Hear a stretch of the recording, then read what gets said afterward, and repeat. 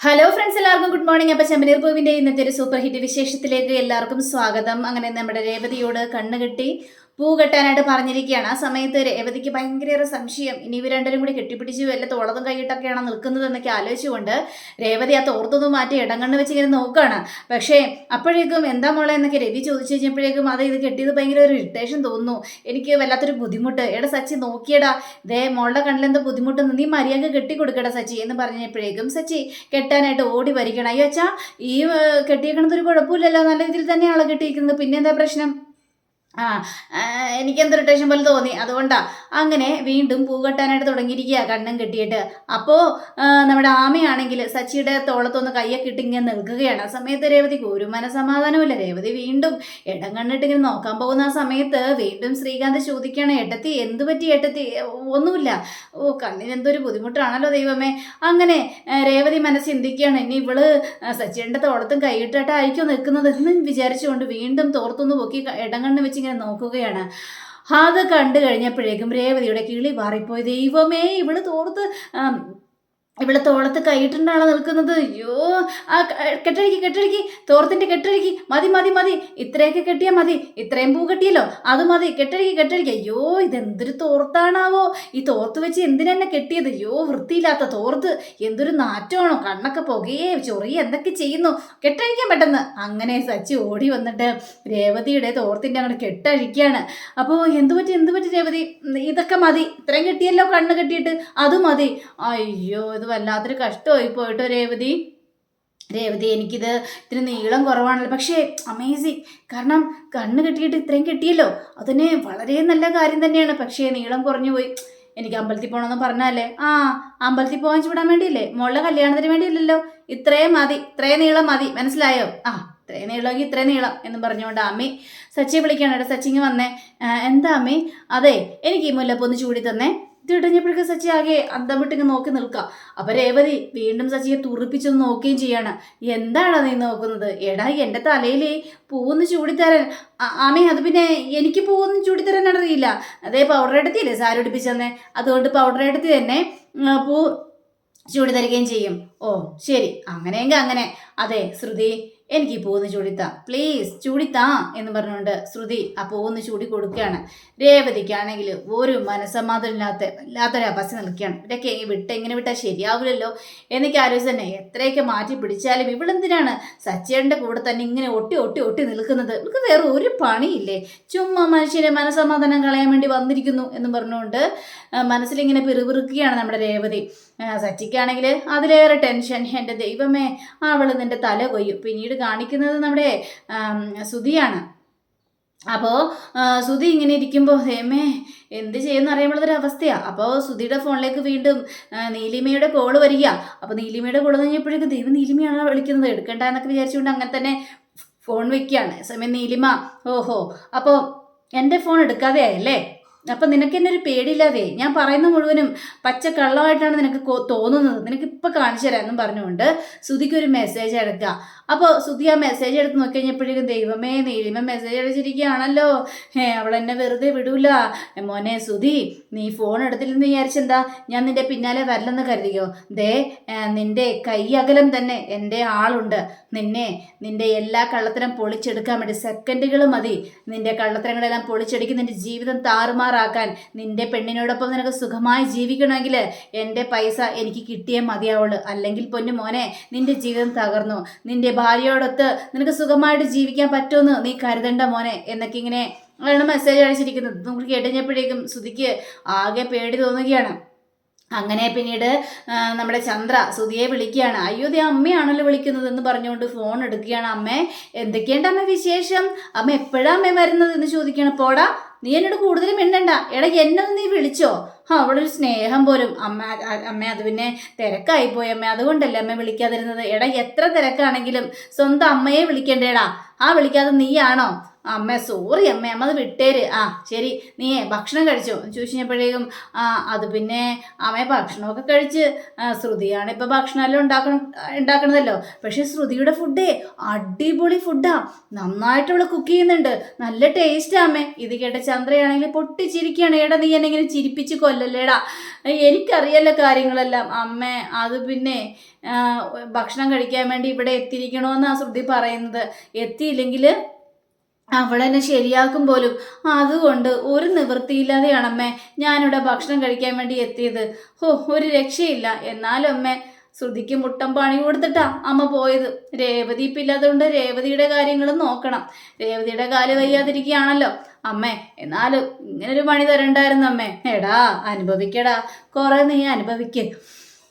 അമ്മേ പിന്നൊരു സന്തോഷമുണ്ട് അമ്മേ. എന്ത് സന്തോഷം?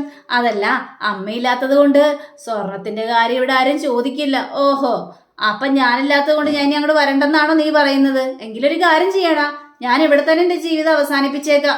എടാ നീ സന്തോഷമായിട്ട് ജീവിക്കുക. അയ്യോ അമ്മ അതല്ല അമ്മ ഞാൻ പറഞ്ഞത്. അമ്മ ഇനി ഓരോ കാര്യങ്ങളും പറഞ്ഞുകൊണ്ട് വഴക്കൂടേണ്ട ആവശ്യമൊന്നുമില്ല. അമ്മ ഒരു കാര്യം ചെയ്യുക, എനിക്ക് വിശക്കുന്നുണ്ട്, നല്ല വിശപ്പുണ്ട്, ഞാൻ പോയി ഭക്ഷണം കഴിക്കട്ടെ, അല്ലെങ്കിൽ ശ്രുതി എൻ്റെ തലയെടുക്കും. അമ്മയെ ഞാൻ പിന്നെ വിളിക്കാം എന്നും പറഞ്ഞുകൊണ്ട് അവിടെ ഫോൺ വെക്കണം. ശരി ശരി എന്നും പറഞ്ഞുകൊണ്ടാണ് നമ്മുടെ ചന്ദ്രിക അവിടെ നിന്ന് പോകുന്നത്. അങ്ങനെ പിന്നീട് കാണിക്കുന്നത് നമ്മുടെ രേവതിയാണ്. അപ്പോൾ രേവതിക്കാണെങ്കിൽ ആകെ പെറുമുറുത്തൊരവസ്ഥയാണല്ലോ. അപ്പോൾ രേവതി ഇങ്ങനെ മനസ്സിലിരിക്കുകയാണ്, അവളൊരു അഴിഞ്ഞാട്ടം കുഴഞ്ഞാട്ടം ഒക്കെ എനിക്കതൊന്നും കണ്ടിട്ട് സഹിക്കുന്നില്ല.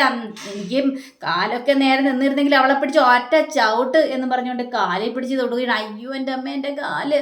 അപ്പോഴേക്കും വർഷ ഒരു ഗ്ലാസ് കോഫി ആയിട്ട് വരികയാണ്. ചേച്ചി ഇന്ന ചേച്ചി കോഫി കുടിച്ചേ. എനിക്കൊന്നും വേണ്ട എന്നിങ്ങനെ പറയാം. അയ്യോ എന്തോ ചേച്ചി ഭയങ്കര ചൂടിലാണല്ലോ, എന്ത് പറ്റി? ചേച്ചി എന്താ പറ്റിയത്? അതെ ഒന്നും പറ്റിയിട്ടൊന്നുമില്ല, എനിക്ക് കോഫി വേണ്ടെന്ന് പറഞ്ഞില്ലേ? അത് കൊള്ളാം ചേച്ചി നല്ല ചൂടില്ല.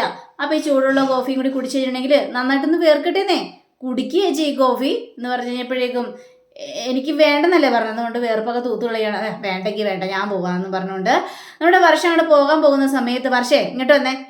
എന്താ ചേച്ചി? അതെ സച്ചിയേട്ടൻ എവിടെ? സച്ചിയേട്ടൻ അവിടെ ഇരിക്കുന്നുണ്ടല്ലേ ചേച്ചി? അതെ മറ്റേ പെണ്ണെവിടെ? ഏത്? അല്ല ഇവിടെ വന്ന പരിഷ്കാരി എവിടെയെന്ന് ഞാൻ ചോദിച്ചത്. അവിടെ എവിടെയെങ്കിലൊക്കെ ഉണ്ടാകും.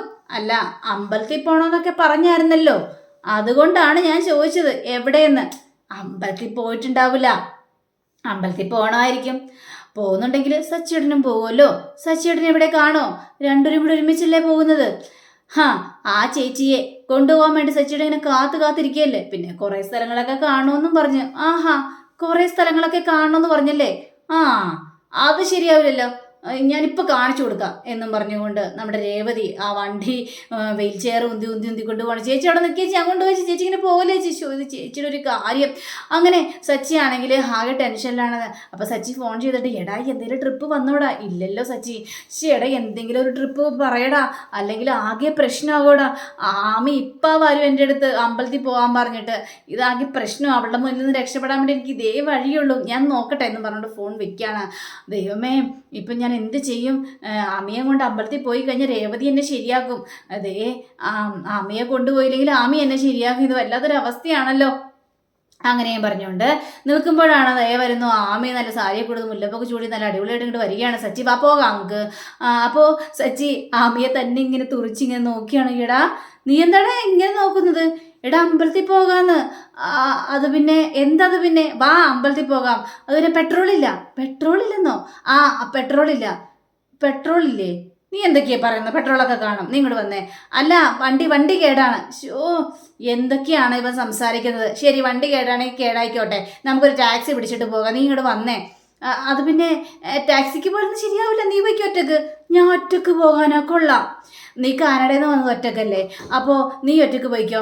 സച്ചി എൻ്റെ വാലികണ കേൾക്കണ്ട കേട്ടോ. ഞാനിവിടെ വന്നത് എന്തിനാണെന്ന് അറിയാമോ? കുറച്ച് ദിവസം നിൻ്റെ ഒപ്പം ചുറ്റിക്കറങ്ങാൻ വേണ്ടി തന്നെയാണ് ഞാനിവിടെ വന്നത്. എന്നിട്ട് ഇപ്പം എന്നോട് ഒറ്റക്ക് പോയിക്കോളാനായിട്ട്. എടാ നന്ദിയില്ലാത്തവനെ, നിനക്ക് എന്താ പറയണ്ടെന്ന് അറിയാവോ എന്ന് പറഞ്ഞുകൊണ്ട് അവിടെ ആമി തുടങ്ങി. അപ്പോഴേക്കും രവി വരുന്നു. അപ്പോൾ രവിയാണെങ്കിൽ എന്താ മോളെ എന്നിങ്ങനെ ചോദിക്കാം. അപ്പം എന്താ മോളെ ചോദിച്ചു കഴിഞ്ഞപ്പോഴേക്ക്, കണ്ടോ അങ്കളെ ഇവൻ എന്ത് സാധനമാണെന്ന് നോക്ക്. ഇവൻ എന്നോട് കുറച്ച് മുമ്പ് പറഞ്ഞു അമ്പലത്തിൽ പോകാൻ ചുറ്റിക്കറങ്ങി കാണിക്കാൻ എന്നൊക്കെ തലയാട്ടിയതാണ്. ഇപ്പം അവൻ പറയുന്നു എന്നെ എങ്ങും കൊണ്ടുപോകാൻ താല്പര്യമില്ല എന്ന്. വണ്ടി കേടാണ്, പെട്രോളില്ല എന്നൊക്കെയാണ് സച്ചി പറയുന്നത്. അങ്കളെ വല്ലാത്ത കഷ്ടമുണ്ട്, എന്നോട് എന്നിട്ട് ഒറ്റക്ക് പോയിക്കോളാം ടാക്സിയും വിളിച്ചുകൊണ്ട്. എടാ സച്ചി എന്താണ് സച്ചി കാണിച്ചു കൂട്ടുന്നത്? ആമി മോളെ നീ ഒന്ന് കൊണ്ടുപോയാൽ എന്താ കുഴപ്പം? അച്ഛാ അത് പിന്നെ അച്ഛാ അച്ഛൻ കൊണ്ടുപോകാ അച്ഛാ, ഞാൻ കൊണ്ടുപോകാനാ. അതെ, അച്ഛനാകുമ്പോൾ നല്ല കോമഡിയൊക്കെ പറയല്ലോ. അതെ, കോമഡി അല്ല, ഞാൻ വേറെ വല്ലതും. ദേ, നീ കൂടുതൽ സംസാരിക്കാൻ നിൽക്കണ്ട കേട്ടോ, നീ ആമിമോളെയും കൊണ്ട് പോകാൻ നോക്ക് എന്നും പറഞ്ഞുകൊണ്ട്. അച്ഛാ, അത് വേണോ അച്ഛാ? അച്ഛൻ തന്നെ പോവച്ച. വേണ്ട, ആമിമോളെയും കൊണ്ട് നീ പോയാൽ മതി. ചെല്ല് സച്ചി, ഞാൻ പറഞ്ഞനുസരിക്ക്. കണ്ടോ, അങ്കിള് പറഞ്ഞത് കേട്ടില്ലേ? അതുകൊണ്ട് സച്ചി വന്നേ, കൂടെ വന്നേ എന്ന് പറഞ്ഞുകൊണ്ട് ഈ അമ്മയുടെ കയ്യും പിടിച്ചുകൊണ്ട് നമ്മുടെ സച്ചി അങ്ങോട്ട് മുന്നോട്ട് പോകും. സച്ചിക്കാണെ പേടിച്ചിട്ട് ഒരു രക്ഷയില്ല. പക്ഷെ ഇതെല്ലാം കണ്ടോട്ട് നിൽക്കണ്ടായിരുന്നു ശ്രുതിക്കൊരു കൊളത്താനുള്ളൊരു ഇതും കിട്ടി. അങ്ങനെ ശ്രുതി നേരെ രേവതിയുടെ അടുത്തേക്ക് ചെല്ലുകയാണ്. രേവതി, ഞാൻ വന്നത് മരുന്ന് കഴിക്കാൻ പറയാനും ഭക്ഷണം കഴിക്കാൻ പറയാനുമാണ്. പിന്നെ രേവതിയോട് പറഞ്ഞില്ലേ? എന്ത് പറഞ്ഞില്ലേ? അല്ല, സച്ചേട്ടൻ നിങ്ങളുടെ ഭർത്താവ് പോയല്ലോ. പോയോ? എങ്ങോട്ട്? അത് ശരി, അപ്പം പറഞ്ഞില്ല അല്ലേ? ദേ, സച്ചി ആമയും കൂടി ഇല്ലേ അമ്പലത്തിൽ പോയി. പിന്നെ അവർ ചുറ്റിക്കറങ്ങിയിട്ടൊക്കെ വരികയുള്ളൂ. എന്നാലും രേവതിയോടൊന്ന് പറയായിരുന്നു. അപ്പം ഇത് കേട്ടുകൊണ്ട് വരികയായിരുന്നു രവിക്ക് അത് ഇഷ്ടപ്പെട്ടില്ല. അപ്പം രവി നേരെ രേവതിയുടെ അടുത്ത് വന്നിട്ട്, മോളെ രേവതി, വേറൊന്നും അല്ല രേവതി, അത് പിന്നെ ഞാൻ പറഞ്ഞിട്ടാ സച്ചി ആമയും കൊണ്ട് പോയത്. അവൻ പോണില്ല എന്ന് എന്നോട് ഒരുപാട് പ്രാവശ്യം പറഞ്ഞത്. അച്ഛൻ പോയാൽ മതി കൂടെ എന്നൊക്കെ പറഞ്ഞതാ. പക്ഷേ ആ കുട്ടിക്ക് ഇവിടെ സ്ഥലങ്ങളൊന്നും അറിയില്ല. ഞാൻ പോയാലും ശരിയാവൂല മോളെ. അതുകൊണ്ടാണ് അവനെ ഞാൻ പറഞ്ഞു വിട്ടത്. ഞാനാ അവനെ നിർബന്ധിച്ചത്. പോന്നൊക്കെ പറഞ്ഞുകൊണ്ട്. അപ്പോൾ നമ്മുടെ രേവതി ആണെങ്കിൽ അതിനെന്താ വെച്ചാൽ കുഴപ്പമൊന്നുമില്ല, സച്ചിയെന്നല്ലേ അവിടെ സ്ഥലങ്ങളൊക്കെ ശരിക്കും അറിയുള്ളൂ, അതുകൊണ്ട് സച്ചിയുടെ കൊണ്ട് കാണിക്കട്ടെ എന്നൊക്കെ പറഞ്ഞപ്പോഴേക്കും ശ്രുതി ആണെങ്കിൽ, എന്നാലും രേവതിയോടൊന്നും പറഞ്ഞിട്ട് പോകായിരുന്നു. ശ്രുതി, നിർത്ത്, നീ ആവശ്യമില്ലാത്ത കാര്യം പറയണ്ട.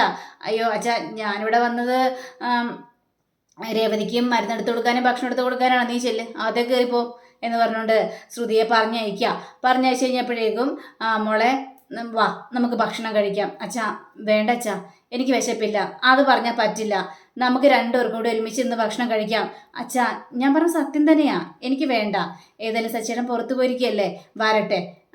സച്ചേട്ടൻ വന്നിട്ട് ഞങ്ങൾ രണ്ടുപേരും കൂടി ഒരുമിച്ച് കഴിച്ചോളാം അച്ഛാ. അതല്ല മോളെ, സച്ചി അമ്പലത്തിൽ മാത്രമല്ല, പിന്നെ സച്ചി പുറത്തൊക്കെ പോവുകയെ, എന്നിട്ട് സ്ഥലങ്ങളൊക്കെ കുറച്ച് കാണിച്ചു കൊടുക്കാനുണ്ട്. അതുകൊണ്ടാണ് ഞാൻ ഈ പറയുന്നത്. മോള് വാ, നമുക്ക് ഒരുമിച്ച് ഭക്ഷണം കഴിക്കാം. എന്നാലും കുഴപ്പമില്ല, എനിക്ക് വിശപ്പില്ലാത്ത കൊണ്ടാണ്. അച്ഛൻ ചെല്ല്. അങ്ങനെ നമ്മുടെ രേവതിക്ക് സങ്കടമായെന്ന് രവിക്ക് മനസ്സിലായി. അങ്ങനെ രവി പിന്നീട് ഒന്നും സംസാരിക്കാതെ അവിടെ നിന്ന് പോവാണ്. അങ്ങനെ രേവതിക്കാണെങ്കിൽ ഒരു മനസമാധാനമില്ല. രേവതി നേരെ അടുക്കളയിൽ നിന്ന് നേരെ അങ്ങോട്ട് വരാന്തേ വന്നിരിക്കുക. അപ്പോഴേക്കും അതേ വർഷയും ഓടി വരുന്നു. ചേച്ചി എന്ത് പണിയായി ചേച്ചി കാണിച്ചത്? ചേച്ചിക്ക് എന്നോടൊന്നും പറയാൻ പാടില്ല, ഞാൻ ഇങ്ങോട്ട് കൊണ്ടുവരില്ല. ഇതെന്തൊരു പോക്കാ പോയത്? ഞാൻ അങ്ങനെ പേടിച്ച് വല്ലാതെ ആയിപ്പോയി. ചേച്ചി ഇങ്ങനെയൊന്നും ചെയ്യല്ലേ കേട്ടോ. എന്നാലും അവരെ കാണുന്നില്ലല്ലോ. ആരെ? അല്ല, കറങ്ങാൻ പോയവരെ. അവര് ഉണ്ടായിരുന്നെങ്കിൽ കാണുമായിരുന്നല്ലോ. അവർ വന്നിട്ടില്ലേ ചേച്ചി? അവർ വരട്ടേന്നേ. അതിന് ചേച്ചി ഇത് ടെൻഷൻ അടിക്കുക എന്തിനാണ്? അവളുടെ കൂടെ എന്തിനാണ് ഇങ്ങനെ കറങ്ങാനായിട്ട് പോകുന്നത്? ചേച്ചി അങ്ങനെയൊന്നും പറയണ്ടെന്നേ. ആമി ചേച്ചിക്ക് സ്ഥലങ്ങളൊന്നും അറിയാൻ പാടാത്തത് കൊണ്ടല്ലേ സച്ചിയേട്ടൻ കാണിക്കാനായിട്ട് പോയത്. ഇനി അവർ വരാതെ ഒരു മനസമാധാനം ഉണ്ടാവില്ല എന്നും പറഞ്ഞോട്ട് നിൽക്കുമ്പോഴാണ് ആ കാറായിട്ട് വരുന്നു. കാറായിട്ട് വന്നു കഴിഞ്ഞപ്പോഴേക്കും സച്ചി ഇറങ്ങും. സച്ചി ഭയങ്കര സന്തോഷത്തിലാണ്, ആമി സന്തോഷത്തിലാണ്. ഇറങ്ങി വരികയാണ്. അവരുടെ കയ്യിൽ കുറച്ച് കവറൊക്കെ ഉണ്ട്. വന്ന ഉടനെ തന്നെ ഇവർ രണ്ടുപേരും മുട്ടിരുമിങ്ങി നിൽക്കുക. അപ്പോൾ രവിയും വരികയാണ്. നിങ്ങൾ വന്നോ എന്ന് ചോദിക്കുകയാണ്. അവരുടെ മുട്ടിരുമ നിൽക്കുന്നത് കണ്ടു കഴിഞ്ഞപ്പോഴേക്കും അത് രേവതിക്ക് തീരെ ഇഷ്ടപ്പെട്ടില്ല. രേവതി കണ്ണും പിടിച്ചിട്ട് നോക്കി. അപ്പോൾ സച്ചിയാണെങ്കിൽ നേരെ അകത്തേക്ക് കയറുകയാണ്. അപ്പോൾ രവി ചോദിക്കണം, അപ്പോൾ ഷോപ്പിങ്ങിനൊക്കെ പോയല്ലേ? പിന്നെ അച്ഛാ ഷോപ്പിങ്ങിനൊക്കെ പോയി. വൈകിയെന്നോ? ഞങ്ങൾ നേരത്തെ അച്ഛാ വന്നത്. ഇവനാണെങ്കിലും ഒരു മനസമാധാനം തരില്ല, പോകാമെന്നും പറഞ്ഞുകൊണ്ട്. പിന്നെ ഷോപ്പിങ്ങിന് കയറിയപ്പോഴേ ഒരു രസം ഉണ്ടായി അച്ഛാ. ഇവൻ്റെ ഒരു പരിചയക്കാരനെ കണ്ടപ്പോൾ ചോദിക്കുവാണ്, ഇത് നിന്റെ ഭാര്യയാണോ എന്ന്. ശേഷോ ഓരോ ആൾക്കാരുടെ കണ്ണിൽ കൂടി കാണുന്ന ഒരു കാഴ്ചയെ എന്ന് പറഞ്ഞു കഴിഞ്ഞപ്പോഴേക്കും രേവതിക്ക് അതൊട്ടും സഹിക്കാനായിട്ട് പറ്റില്ല. സച്ചിയാണെങ്കിൽ പേടിച്ച് നിൽക്കുകയാണ്. അച്ഛാ, ഞാനപ്പോൾ ഇതെല്ലാം കൊണ്ട് അകത്തേക്ക് വെച്ചിട്ട് വരാട്ടോ എന്ന് പറഞ്ഞുകൊണ്ട് അകത്തേക്ക് കയറി പോവുകയാണ്.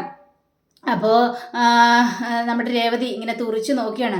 അപ്പോൾ രവി ചെന്നിട്ട് മോളെ അകത്തേക്ക്, ഞാൻ വരുന്നില്ല.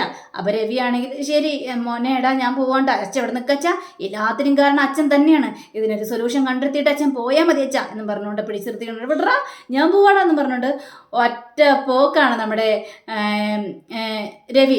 അപ്പോഴേക്കും സച്ചി, അയ്യോ ഇനി ഇവിടെ നിന്നാൽ ശരിയാവില്ല, പെട്ടെന്ന് തന്നെ എസ്കേപ്പ് ആകാം, സച്ചി വിട്ടോടാ എന്ന് പറഞ്ഞുകൊണ്ട് സച്ചി ഓടിപ്പോവുകയാണ്.